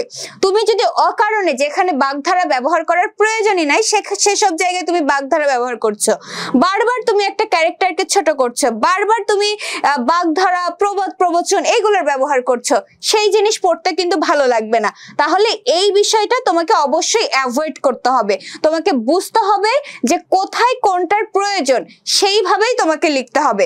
ক্লিয়ার? এই পর্যন্ত বুঝতে কারো কোনো অসুবিধা আছে? দেখতে সমস্যা হচ্ছে, কি ধরনের সমস্যা হচ্ছে আমাকে একটু জানিও। রংপুর থেকে মোরসালিন আমাদের সাথে জয়েন হয়েছে, অনেক ধন্যবাদ। আচ্ছা, তোমরা কি ক্লিয়ার? এই পর্যন্ত কি বুঝতে পেরেছো? মুন্নি বলছি ক্লিয়ার, মায়াবতী বলছি ক্লিয়ার, মোরসালিন বলছি ক্লিয়ার। আচ্ছা ঠিক আছে, রিয়া বলছি ক্লিয়ার, নওশিন জাহান রিয়া, রিয়া হচ্ছে সেম, আমার নামও রিয়া, রিয়ার নামও রিয়া। আচ্ছা, এরপরে দেখো 9 নম্বরটা কি বলছে, যে স্থানে অলংকার বা ব্যঙ্গ বড় সুন্দর বলিয়া বোধ হইবে সেই স্থানটি কাটিয়ে দিবে। এটি প্রাচীন বিধি। প্রাচীন যেসব রাইটাররা ছিল তারা একটা কথা বলতেন, কি কথা বলতেন? যে যেইখানে তোমার অলংকার বা ব্যঙ্গ বড় সুন্দর বলে মনে হবে তুমি সেই লাইন কেটে দিবে। এটা প্রাচীন একটা মতামত। কাদের? প্রাচীন যেসব রাইটাররা ছিল তারা এই কথাটা বলেছে যে তোমার মনে হচ্ছে কোথাও একটা পড়তে গিয়ে যে বাহ, এখানে এই ক্যারেক্টারটাকে নিয়ে মজা করা হয়েছে, এটা পড়তে আমার খুব ভালো লাগছে, তুমি কি করবে? ওই লাইনটি তুমি কেটে দিবে। অথবা কোথাও একটা ভাষার অলংকার ব্যবহার করা হয়েছে, অলংকারটা কি আমি বলেছি যা তোমার কাছে বুঝতে সহজ হবে না, এমন সব জিনিসই হচ্ছে ভাষার অলংকার। এর মধ্যে কি কি পড়ে? বিভিন্ন প্রবাদ প্রবচন রয়েছে, বিভিন্ন খনার বচন রয়েছে, তারপরে কি বিভিন্ন বাগধারা রয়েছে। অহেতুক এই সমস্ত জিনিসগুলোর ব্যবহার করা যদি তোমার কাছে মনে হয় এখানে শুনতে আমার ভালো লাগছে, তুমি সেই লাইনটা কেটে দিবে, আর কোনো কিছু তোমার মাথায় আনার দরকার নেই, সেই লাইনটা তুমি কেটে দিবে। তাহলে এই সাজেশনটা আমাদের জন্য কে দিয়ে গিয়েছেন? প্রাচীন যে সমস্ত রাইটাররা রয়েছে তারা এই কথাটা বলেছে। বাট বঙ্কিমচন্দ্র চট্টোপাধ্যায় সে কথা বলছেন না যে না তুমি সেই লাইনটা তোমার কাটার প্রয়োজন নেই। বলছে দেখো আমি সে কথা বলি না, কিন্তু আমার পরামর্শ এই যে সেই স্থানটি বন্ধুবর্গকে পুনরায় পড়াইয়া শোনাইবে। তুমি কি করবে? কোনো একটা লেখায় অলংকার ব্যবহার করা হয়েছে, কোন একটা লেখায় কোনো ক্যারেক্টারকে নিয়ে ব্যঙ্গ করা হয়েছে বা মজা করা হয়েছে, তুমি কি করবে? তোমার বন্ধুকে বারবার সেই জায়গাটা পড়ে শোনাবে। যদি তুমি দেখো তোমার নিজেরই পড়তে বিরক্ত লাগছে বারবার, তাহলে তুমি বুঝে নেবে যে আসলে তোমার ওই লেখাটা তাহলে ভুল হয়েছে। তুমি যখন বারবার পড়বে তখন তুমি বুঝবে নিজের লেখা নিজেকেই পড়তে হবে। বন্ধুদেরকে পড়ে পড়ে তুমি শোনাবা, তারা যদি শুনে বিরক্ত বোধ করে, তোমার যদি পড়তে বিরক্ত লাগে, তখন তুমি বুঝে নিবা যে না আমার এখানে এই লেখাটা ভুল হয়েছে, আমার এই লাইনটা কেটে দিতে হবে। কত সুন্দর একটা সাজেশন আমাদের জন্য দিয়েছে যে নিজের ভুল কিভাবে নিজেই আমরা ধরতে পারবো। ঠিক আছে, যদি ভালো না হইয়া থাকে, ওই যে বারবার পড়ার কথা বলা হয়েছে, যদি বারবার পড়তে তোমার ভালো না লাগে, 2-4 বার পড়ার পর যদি লেখকের নিজেরই আর ওইটা পড়তে ভালো না লাগে, বন্ধুবর্গের নিকট পড়িতে লজ্জা করিবে, তখন উহা কাটিয়ে দিবে। ঠিক আছে, নিজের দোষ, নিজের লেখার ত্রুটি কিভাবে তুমি নিজে বের করবে, সেটা হচ্ছে তোমার নিজের লেখা তুমি বারবার করে পড়বে এবং তোমার বন্ধুদেরকে পড়ে শোনাবে। তুমি যদি দেখো তোমার ওইটা পড়তে বিরক্ত লাগছে, তোমার নিজেরই পড়তে ভালো লাগছে না, তুমি লিখেছো তোমারই পড়তে ভালো লাগছে না, তাহলে অন্য পাঠকদের কি ভালো লাগবে? লাগবে না। তুমি কি করবে? বুঝে নিবে যে আমার এই লেখাটাই ত্রুটি রয়েছে, তখন তুমি সেই লাইনগুলো কেটে দিবে। ঠিক আছে, তোমার যদি মনে হয় আমার বন্ধুদেরকে এই লেখাটা পড়ে শোনাতে আমার লজ্জা করছে, তখন তুমি বুঝে নেবে তোমার নিজের বন্ধুদের শোনাতে তোমার লজ্জা করছে, তাহলে হাজার হাজার পাঠক যারা তোমার এই লেখাটা পড়বে তারা কিভাবে সেটাকে ভালোভাবে নিবে। তাহলে এই ধরনের জিনিসগুলো তুমি বুঝে নিবা যে বারবার করে পড়ার মাধ্যমে যদি তোমার বিরক্ত লাগে, যদি তোমার পড়তে লজ্জা লাগে, তাহলে তুমি বুঝে নিবা ওটা তোমার ভুল হয়েছে, তুমি সেই লাইনটা কেটে দিবা। ক্লিয়ার? 9 নাম্বার। এরপরে দেখো 10 নাম্বার বলছে, 10 নাম্বার বলছে সকল অলংকারের শ্রেষ্ঠ অলংকার সরলতা। খুবই ইম্পর্টেন্ট। কি বলছে? সকল অলংকারের শ্রেষ্ঠ অলংকার কি? সরলতা। অলংকারটা কি? তোমার কাছে যা বোধগম্য নয় এমন সব ভাষা প্রয়োগই হচ্ছে অলংকার, ভাষার অলংকার। বলছে এই বোধগম্য না হওয়া বিষয়গুলো কখনোই একটা ভাষার অলংকার হতে পারে না। ভাষার শ্রেষ্ঠ অলংকার কি? সহজ সরল ভাষায় প্রকাশ করা। যে কোনো জিনিস সহজ সরল ভাষায় প্রকাশ করাটাই হচ্ছে লেখার সবচেয়ে বড় সৌন্দর্য। অলংকার কি? অলংকারটা সৌন্দর্য বাড়িয়ে দেয়। তাহলে ভাষার সবচেয়ে বড় সৌন্দর্যটা কি? তুমি এমন ভাষায় লিখবে যে জিনিস সহজেই মানুষ বুঝতে পারে।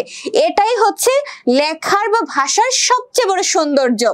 যিনি সোজা কথায় আপনার মনের ভাব অর্থাৎ নিজের মনের ভাব সহজে পাঠককে বোঝাইতে পারেন তিনিই শ্রেষ্ঠ লেখক। তাহলে শ্রেষ্ঠ লেখককে যে নিজের মনের ভাব সহজেই পাঠককে বোঝাতে পারে সেই হচ্ছে শ্রেষ্ঠ লেখক। কেননা লেখার উদ্দেশ্য পাঠককে বোঝানো। একদম ঠিক তাই। তোমার লেখার উদ্দেশ্যটা কি? পাঠকের জন্য তুমি লিখছো। সেই পাঠকই যদি তোমার লেখা বুঝতে না পারে তাহলে সেই লেখা তো তোমার লেখার দরকার নাই। তুমি যাদের জন্য লিখছো তারাই তোমার লেখা বোঝে না, তাহলে সেই লেখা লিখে কি কোনো লাভ আছে? পাঠককে সুন্দরভাবে বোঝাতে পারাই হচ্ছে লেখকের সবচেয়ে বড় সার্থকতা। যে তুমি যে জিনিস বোঝাতে চেয়েছো তোমার লেখায় সেই জিনিস পাঠক বুঝেছে, এটাই হচ্ছে একটা লেখকের সবচেয়ে বড় সার্থকতা। তাহলে ক্লিয়ার? সরলতা কি? সরলতা হচ্ছে মানুষ সহজে বুঝতে পারে এমন বিষয়।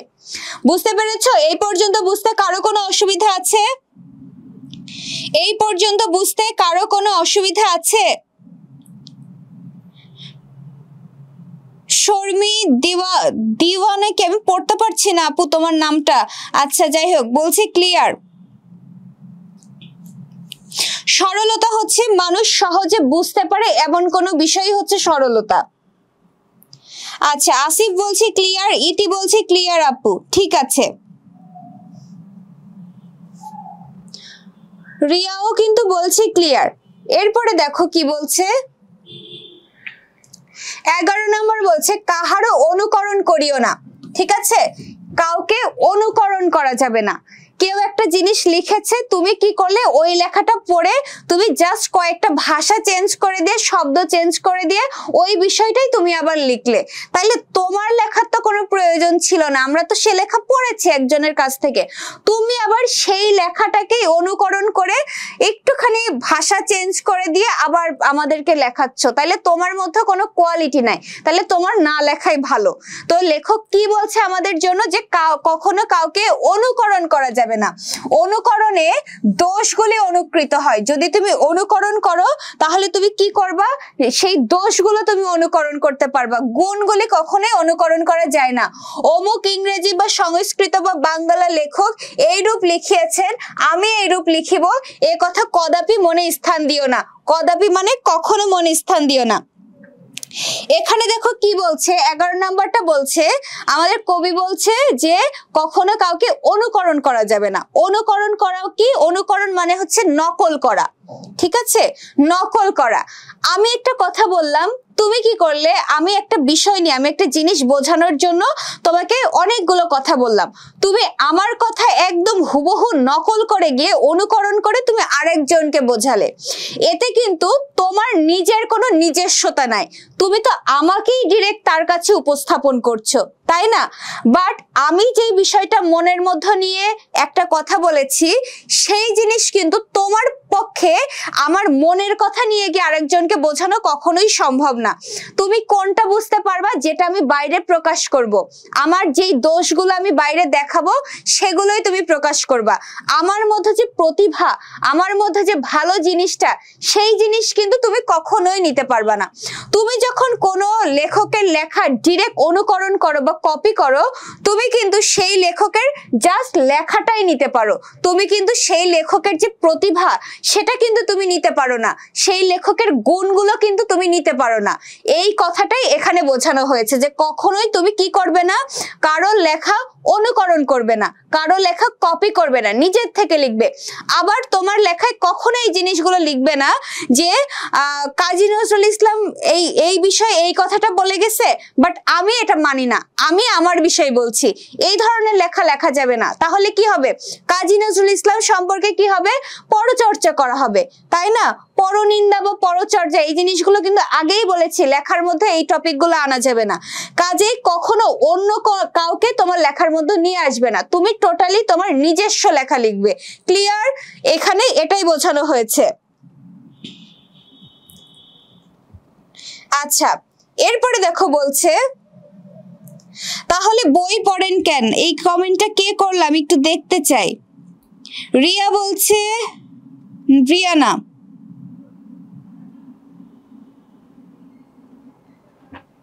আচ্ছা যাই হোক, তোমরা বলছো বই পড়েন কেন। তুমি বই পড়ছো, তুমি সেই বই পড়ে শিক্ষা নিচ্ছ, তুমি কি সেটা কপি করে আরেক জায়গায় প্রকাশ করছো না। অনুকরণ করা যাবে না, বাট অনুসরণ করা যাবে। বুঝতে পেরেছো? অনুকরণ এবং অনুসরণের মধ্যে বিশাল একটা পার্থক্য রয়েছে। অনুকরণ হচ্ছে কাউকে নকল করা, আর অনুসরণ হচ্ছে কেউ কোনো একটা ভালো কাজ করেছে সেইখান থেকে তুমি শিক্ষা নিলে যে আমাকেও ভালো কাজ করতে হবে, তুমি তাকে দেখা দেখি তুমি আরেকটা ভালো কাজ করলে, এই জিনিসটা হচ্ছে অনুসরণ। ঠিক আছে? কাউকে অনুকরণ করা যাবে না, বাট তুমি কাউকে অনুসরণ করতে পারো। অবশ্যই আমাদের অনুসরণ করতে হবে, অনুসরণ না করলে তো আমরা বুঝতামই না ভালো মন্দ কি জিনিস। আমি জানতাম না ভালো কোনটা, আমি শিখেছি কার কাছ থেকে, আমার মায়ের কাছ থেকে, আমি আমার মাকে অনুসরণ করছি। তোমরা জানতে না যে ভালো জিনিস কি, তোমরা হয়তোবা আমার কাছ থেকে একটা বিষয় শিখলে, তাহলে আমার কাছ থেকে একটা বিষয় তুমি জানলে, জানার পরে সেই জিনিসটা তুমি নিজের মধ্যেও ফলো করার চেষ্টা করলে, এটা কিন্তু অনুসরণ, একটা ভালো কাজ থেকে অনুপ্রাণিত হয়ে কোনো কিছু করা। তাহলে অনুকরণ করা যাবে না, অনুসরণ করতে হবে। ক্লিয়ার? আচ্ছা, এরপরে দেখো, যে কথার প্রমাণ দিতে পারবে না তাহা লিখিবে না। তুমি এমন কোনো কিছু লিখবে না যে কথার তুমি প্রুফ করতে পারবে না, প্রমাণ করতে পারবে না। ঠিক আছে? প্রমাণগুলি সংযুক্ত করা সকল সময়ের প্রয়োজন হয় না, কিন্তু হাতে থাকা চাই। অর্থাৎ বলছে যে তুমি সবসময় এমন জিনিসই লিখবা যদি প্রয়োজন পড়ে তুমি যেন সেই লেখাটা প্রমাণ করতে পারো, তোমার কাছে যেন প্রমাণ থাকে। হয় না যে সবসময় কিন্তু মানুষ প্রমাণ চায় না, কোন একটা লেখা লিখলেই যে মানুষ প্রমাণ চাবে এমনটা না, বাট তোমার প্রিপারেশন থাকতে হবে যে যদি কেউ প্রমাণ চায় তুমি যাতে সেই প্রমাণ দিতে পারো। তাহলে তোমার লেখায় সবসময় সত্যটা লিখতে হবে, সত্য লিখলে তার প্রমাণ অবশ্যই থাকবে। আগেই কিন্তু বলা হয়েছে আমাদের লেখায় অসত্য কোনো বিষয় নিয়ে আসা যাবে না, মিথ্যার কখনো কোনো প্রমাণ থাকে না, বাট সত্যের প্রমাণ সবসময় থাকে। কাজেই তোমাকে এমন বিষয় লিখতে হবে যে বিষয়গুলো তুমি প্রমাণ করতে পারবে। এরপরে দেখো 13 নম্বর বলছে বাংলা সাহিত্যে বাংলার ভরসা। তাহলে বাংলার ভরসা কি? বাংলার সাহিত্য। এই নিয়মগুলি বাংলার লেখক দিগের দ্বারা রক্ষিত হইলে বাংলা সাহিত্যের উন্নতি বেগে হইতে থাকিবে। অর্থাৎ এখানে কবি বলছে যে এই বাংলার ভরসাই হচ্ছে এই বাংলার সাহিত্যগুলো। বাংলাদেশের লেখকেরা যুগ যুগ ধরে বাংলার যে ঐতিহ্য সেই জিনিসগুলোকে রিপ্রেজেন্ট করছে, সেই জিনিসগুলো প্রকাশ করছে, বাংলার মানুষের মনে সৌন্দর্যবোধ সৃষ্টি করছে, সত্যবোধ সৃষ্টি করছে, মানুষের মনে একটা ভালো লাগা সৃষ্টি করছে। তাইলে কি যে কোনো কিছু হচ্ছে, কোনো কিছু রচনায় বাংলা সাহিত্যই হচ্ছে বাংলার প্রাণ। তাহলে সাহিত্য যদি বাংলার প্রাণ হয়, যেন তেন সাহিত্য তো কখনোই বাংলার প্রাণ হতে পারে না। সাহিত্য কখনই চলবে, পাঠক কখন তোমার লেখা পড়বে?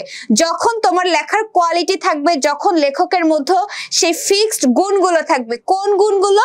এই যে এই বাকি যে 12টা গুণ, 12টা গুণ আমাদের জন্য বলা হয়েছে, 12টা ইনস্ট্রাকশন আমাদের জন্য দেওয়া হয়েছে।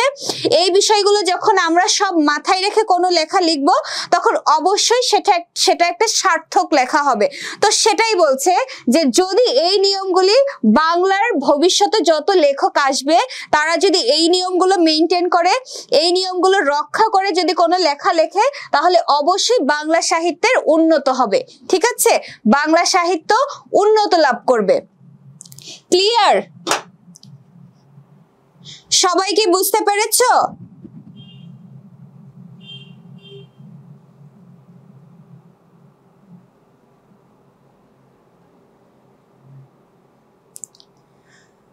সবাই কি বুঝতে পেরেছো? এই পর্যন্ত কি সবাই ক্লিয়ার?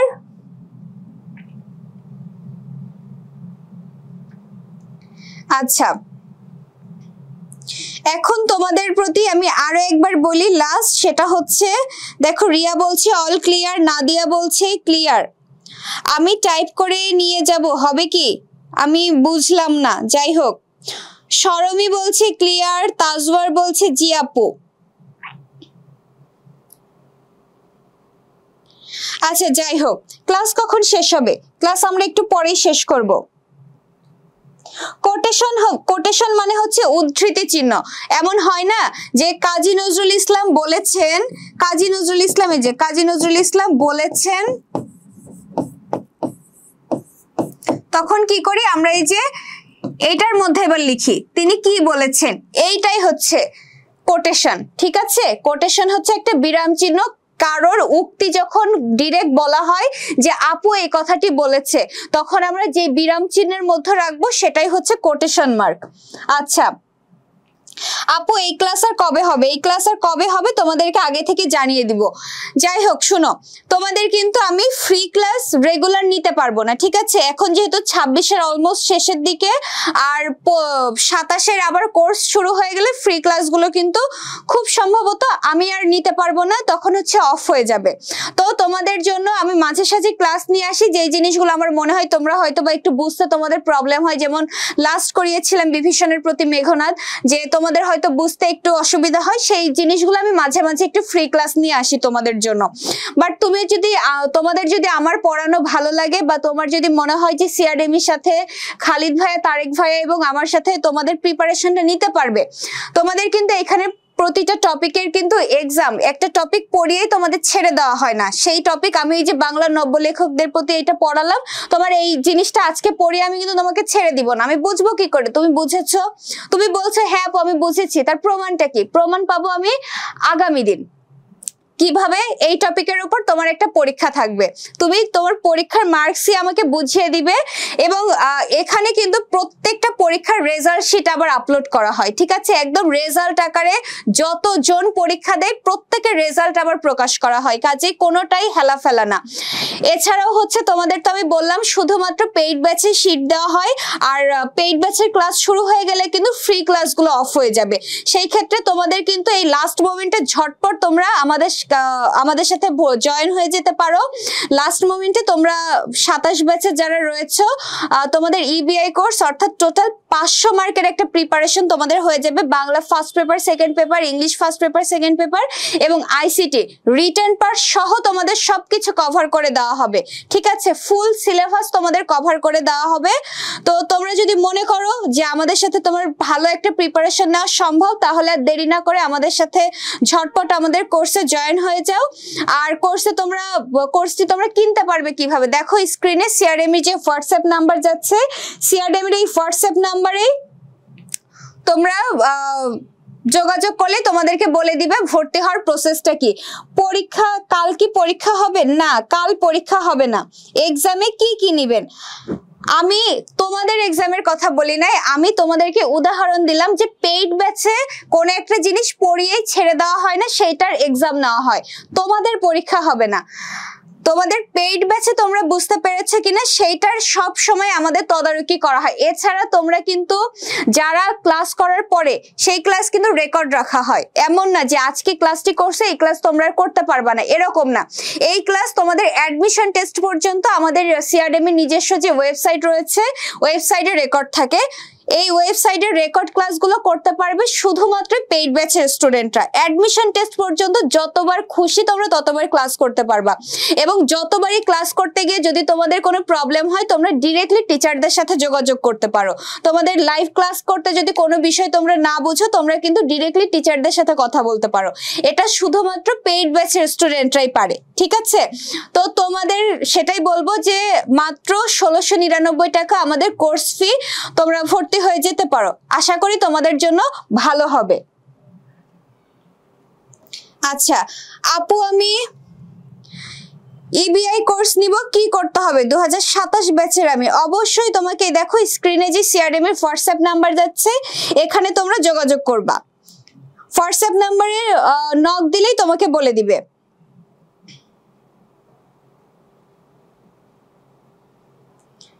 আচ্ছা আপু কিভাবে ভর্তি হব? তোমরা ভর্তি হতে পারবে হচ্ছে এই যে সিআরএম এর হোয়াটসঅ্যাপ নাম্বার যাচ্ছে স্ক্রিনে নক দিলে হোয়াটসঅ্যাপ নাম্বারে নক দিলে তোমাদের সবকিছুই বলে দেওয়া হবে যে তোমাদের কি কি করতে হবে, ঠিক আছে? তাহলে এই পর্যন্তই, তোমরা সবাই ভালো থাকো। নেক্সট যদি আমি নিয়ে আসি আবার ফ্রি ক্লাস ইনশাল্লাহ, তোমরা দোয়া করো, তাহলে অবশ্যই আমি একটা কবিতা তোমাদেরকে পড়াবো। কথা দিতে পারছি না কবে তোমাদের ক্লাস নিতে পারবো, তবে এটাই বলার থাকলো যে তোমাদের জন্য ভালো হবে যদি তোমরা কোর্সটি নাও, এটুকুই। তোমরা ভালো থাকো, সবাই পড়াশোনা করতে থাকো। কোনো অসুবিধা হলে অবশ্যই সিআরএম এর হোয়াটসঅ্যাপ নাম্বারেও তোমরা কোশ্চেন করতে পারো যে আপু এটা বুঝি নাই, কোনো অসুবিধা নাই। তাহলে এই পর্যন্তই, আল্লাহ হাফেজ সবাইকে, আসসালামু আলাইকুম।